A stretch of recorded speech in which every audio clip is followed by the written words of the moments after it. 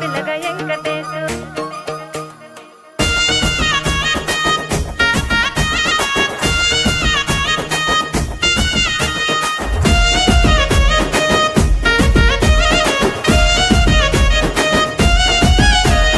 చిత్రాల మనసు నాది చిన్నగా పోతుంటావో చూడక పోతుంటావో ఇంట్లో చిన్నదాన్ని నేను చిత్రాల